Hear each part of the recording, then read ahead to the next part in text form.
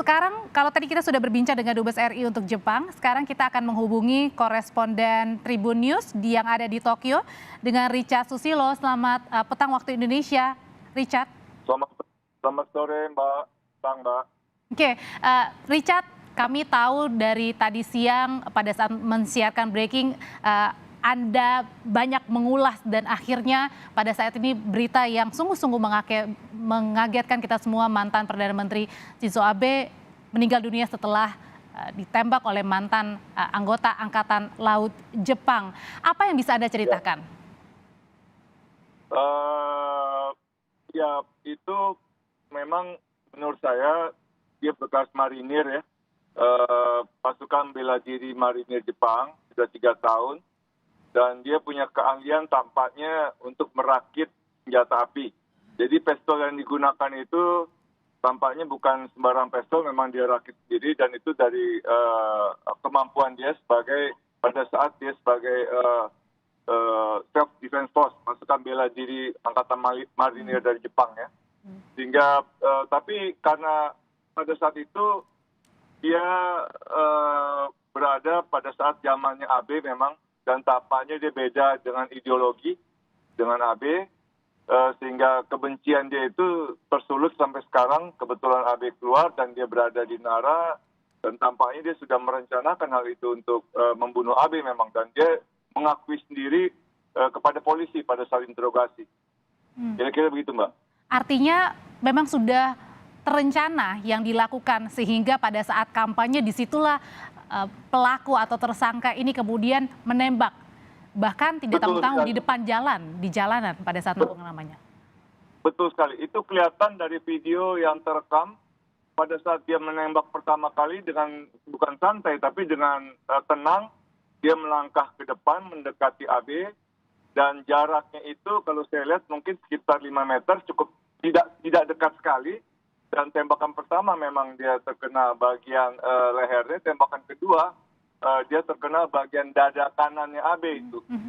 Ya, dari situ yang membuat dia tersungkur AB, sehingga saat itu pula dia sebetulnya sudah berat sekali, sudah dalam krisis sekali saat itu. Jadi 5 meter kita bayangkan kalau orang biasa itu tidak bisa menembak tepat. Nah ini memang karena dia sudah terlatih untuk menembak sudah tepat. Ahli ya? Dan jago. Iya, ahli memang, dan memang merangkai sendiri dia punya senjata apinya itu. Richard, gitu.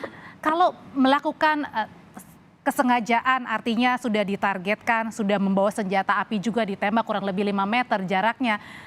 Siapakah sosok ini? Apakah dia mungkin pernah bekerja dengan mantan Perdana Menteri Abe ini atau bagaimana?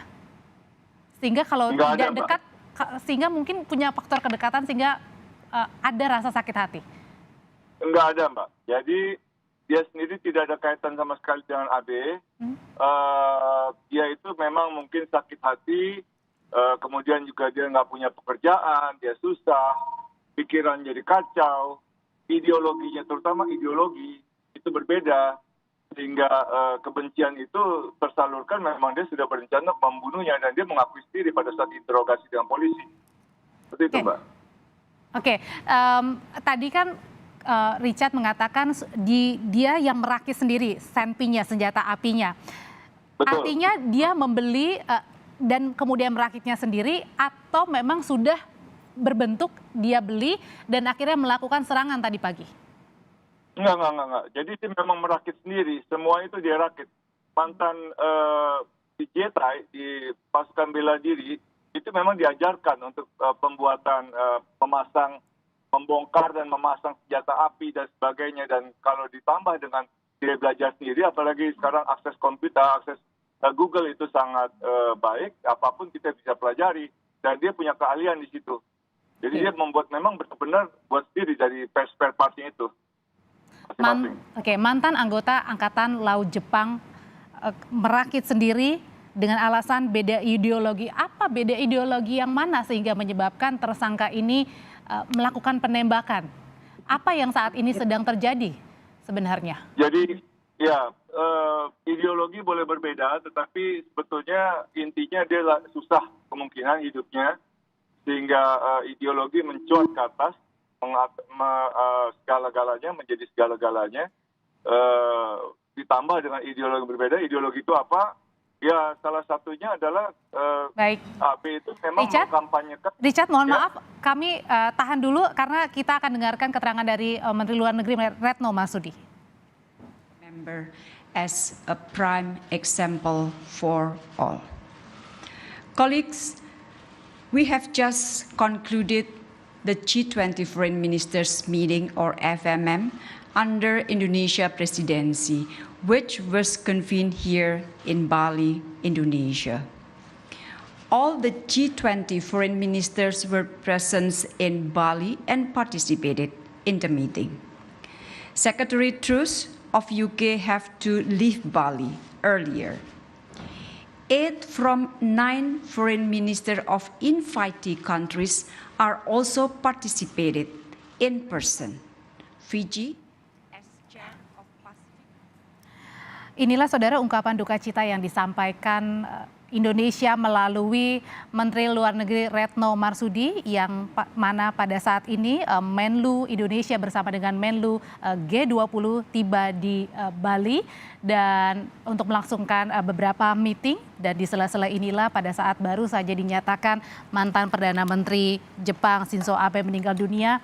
Inilah rasa penyampaian duka cita yang disampaikan Indonesia melalui Menteri Luar Negeri Retno Marsudi. Saya kembali ke Tokyo bersama Richard. Richard masih bersama saya? Masih. Selamat sore ya. Ya, Richard, apalagi yang tadi sempat terpotong. Jadi ini lebihkah kemudian karena faktor ekonomi yang dihadapi oleh pelaku? Tapi sebelum sampai ke sana, ini barusan kan Menteri Luar Negeri Indonesia Retno Marsudi menyampaikan duka cita atas kepergian dari mantan Perdana Menteri Jepang karena Menlu juga sedang mengadakan meeting begitu di Bali karena G20. Kalau tidak salah ini Perdana Menteri Jepang juga berada di Bali. Apa yang mungkin bisa disampaikan, Richard? Ya, saya tidak tahu kalau untuk bagian di sana ya, untuk di Bali.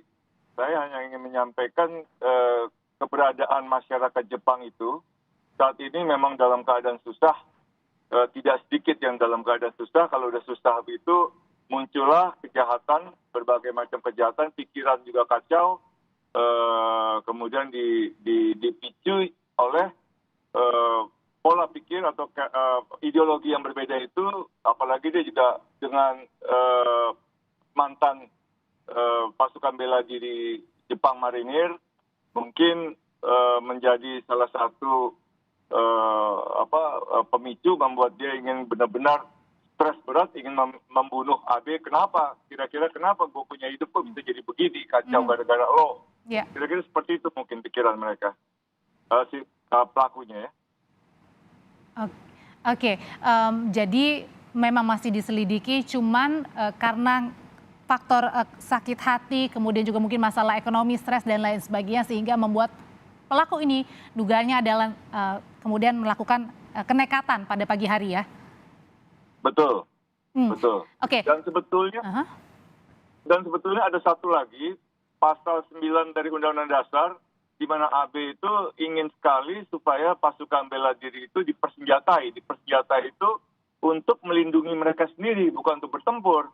Tetapi banyak orang yang menentang hal tersebut.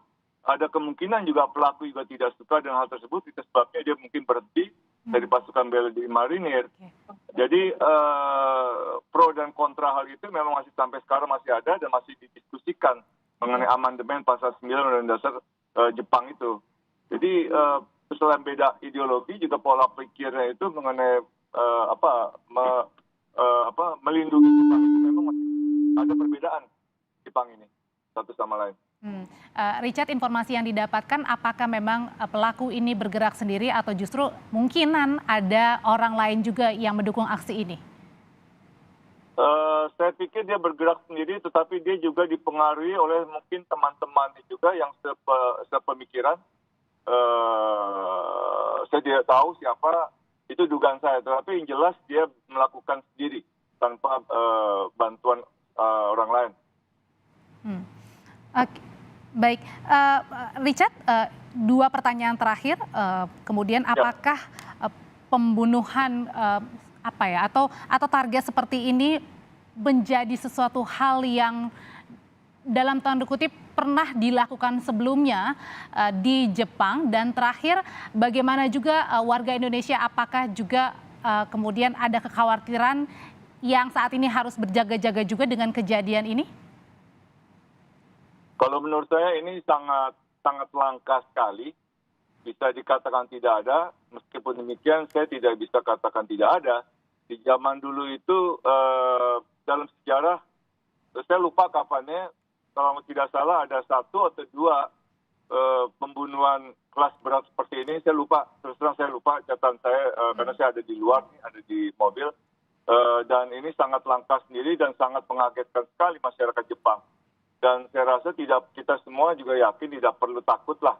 Jepang tetap aman dan teraman di dunia. Tidak ada masalah dengan hal ini. Ini karena memang kebetulan saja nasibnya yang demikian.